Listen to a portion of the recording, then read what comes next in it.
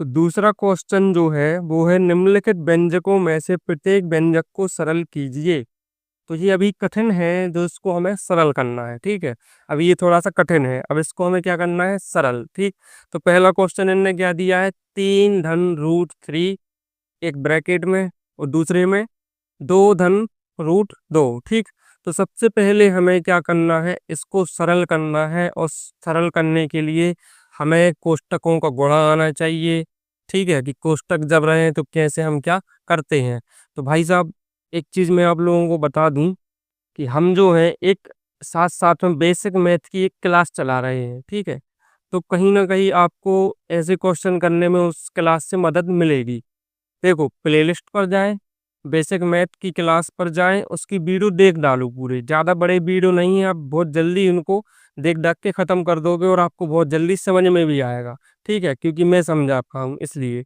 तो कैसे गुणा करना है, कैसे भाग करना है, जिन पर बेसिक नहीं बनता उनके लिए मैं बोल रहा हूँ। ठीक है, अब जैसे ये क्वेश्चन आ गया, अब इसमें कोष्टक है, तो कोष्टकों को कैसे सॉल्व करते हैं। ठीक है, उसमें ये वीडियो भी धीरे धीरे करके मतलब अपलोड होती जा रही हैं, तो उससे आपको थोड़ी सी मदद, क्या थोड़ी सी, क्या पूरी मदद मिल जाएगी। ठीक, तो ऐसे क्वेश्चन को करने से पहले हम क्या करते हैं, सबसे पहले तो हम क्वेश्चन लिख लेते हैं। ठीक है, तो ये इसको जब हल करो तो ये लिख लिया करो। ठीक है, थोड़ी सी क्या है, एग्जाम में पेपर में जो पेज है वो भर जाता है। ठीक, तो देखिए, पहले इस संख्या का इस पूरे में होगा। ठीक है, फिर इस संख्या का इस पूरे में गुणा होगा। ठीक, क्योंकि ये बीच में क्या होता है, गुणा होता और क्या होता। ठीक है, तो पहले इस 3 का पूरे में गुणा करो। ठीक, तो इस 3 का हम इस पूरे ब्रैकेट में गुणा करेंगे। ठीक है, देखो, अब यहाँ पर धन लगा, अब ये मिस्टेक करते स्टूडेंट की, यहाँ ये धन कहाँ से आया, देखो ये धन लगा ना, तो ये धन क्या है, √3। तो भाई √3 लगाओ। यहाँ दिक्कत जब है जब यहाँ ऋण हो, तो कोष्टक के भी चिन्ह चेंज होते हैं, लेकिन अभी धन है, कोई दिक्कत नहीं।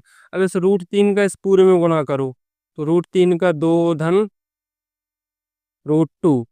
और एक और ट्रिक देखो, जब ऐसा आए, ठीक है, तो देखो ये वाला ब्रैकेट यहाँ भी है, ये वाला ब्रैकेट यहाँ भी है, इनको हमने अलग अलग कर दिया है। ठीक है, इस 3 का इस पूरे में कर दिया। ठीक, धन लगा दिया, इस √3 का इस पूरे में कर दिया। ठीक, अब करना है गुणा, फिर ये गुणा, 3 का 2 में होगा तो 3 दूनी 6। अब देखो, कोष्टक के अंदर गुणा करने का एक नियम होता है कि जो भी संख्या बाहर होती है उसका पूरे में गुणा होता है। ठीक है, चाहे अंदर 50 संख्या लिखी हो, उस 3 का उस 50 संख्या में गुणा होगा। ठीक, तो 3 का 2 में 3 दूनी 6, यहाँ धन लगा, ये याद रखना, धन लगा तो यहाँ क्या आएगा, धन।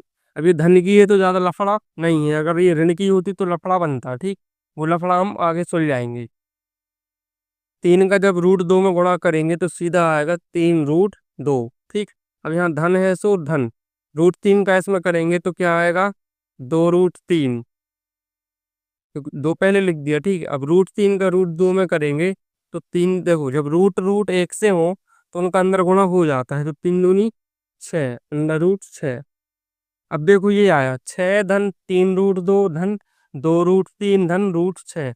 अब मुझे एक चीज बताओ, देखो जैसे एक्स वाई जुड़ते ना, एक सी फैमिली एक से परिवार, वो बेसिक मैथ की क्लास में डले हुए हैं।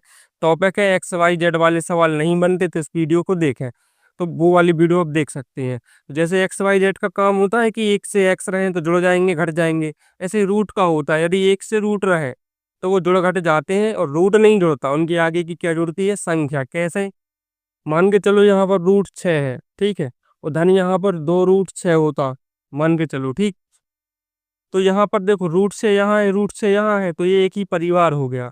तो जब एक ही परिवार हो तो ये जुड़ भी जाते घट भी जाते, तो जुड़ेगा क्या, इनके आगे की संख्या। यहाँ पर कितना है, 2, यहाँ पर कितना है, छुपा हुआ 1, ये छुपा हुआ रहता है। ठीक, तो जुड़ जाएंगे 2 और 1 3, तो इसका आंसर होता 3 √6। कब होता, जब दोनों जगह एक से रूट होते। अब यहाँ कहीं आप लोगों को क्या एक से रूट दिख रहे हैं क्या, कुछ ऐसा दिख रहा है जुड़ने लायक, मुझे तो नहीं दिख रहा। 6 एक संख्या अलग हो गई, 3 √2 ये अलग है, 2 √3 ये अलग है, और √6 ये अलग है। तो मतलब ये है कि इसके आगे अब कुछ भी नहीं हो सकता, ये इसका आंसर यही होगा। ठीक बा, कोई कोनो दिक्कत तो नहीं। ठीक है, तो ये इसका आंसर है। अब बढ़ते हैं हम अगले क्वेश्चन की तरफ। तो ये रहा अपना दूसरा क्वेश्चन, 3 धन रूट 3 3 ऋण रूट 3। ठीक है, तो भाई साहब एक चीज आप लोग याद रखो कि सर्व समीकरण नाम की भी कोई चीज होती है। तो बहुत से सर्व समीकरण आप लोगों ने पढ़ी होंगी, उसमें से आप ये बताइए इसमें लग कौन सी रही है। ठीक है, तो इसमें कौन सी लग रही है, पहले तो यहाँ हम किसान के पास जाते हैं, उनसे बोलते हैं कि हमें एक हल चाहिए। तो हम हल लेके यहाँ आ गए हैं। ठीक है, पहले तो हमें क्या करना है, इस क्वेश्चन को ज्यों कहते हो लिख लेना है। ठीक है, अब यहाँ पर जो सर्व समीकरण लग रही है ए धन बी ए ऋण बी, तो यहाँ हमें लिखना पड़ेगा कि सर्व समीकरण, क्या लिखना पड़ेगा हमें, सर्व समीकरण ए धन बी ए ऋण बी बराबर ए वर्ग ऋण बी वर्ग का प्रयोग करने पर। सबसे शानदार और सबसे सरल सर्व समीकरण है ये। जब एक कोष्टक में धन होता है, एक कोष्टक में ऋण होता है और संख्या एक सी होती है, तब इसका यूज किया जाता है। उसका जो आउटपुट होता है वो भी बहुत इजी, ए का वर्ग ऋण बी का वर्ग, बात खत्म। ए का वर्ग ऋण बी का वर्ग, बात ही खत्म।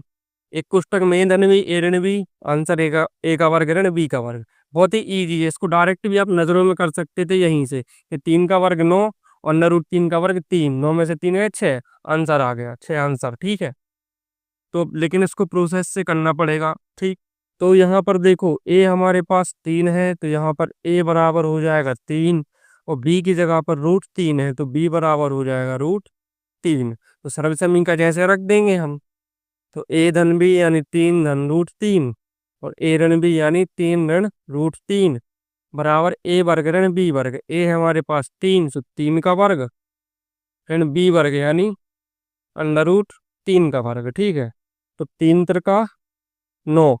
ठीक, 3 का वर्ग 9 होता। अब जब भी एक ट्रिक ट्रिक समझो इसको। ठीक है, जब भी हम रूट का वर्ग निकालते हैं तो वो रूट हटा दिया करो, खेल खत्म। ठीक है, अब आप लोग √3 का वर्ग करेंगे, √3 गुणित √3, 3 त्रिका 9, और 9 का वर्गमूल कितना निकलता है 3। आना 3 ही है, आना 3 ही है। ठीक है, जब ऐसे भोजन जा रहा है तो ऐसे क्यों खा रहे हो, ऐसे मेरा तो हाथ ही नहीं जा रहा। ठीक है, तो याद रखना जब भी रूट के ऊपर वर्ग हो तो रूट हटा दिया करो। रूट हटा दो, आएगा क्या 3, और 9 में से 3 गया कितना बचा 6।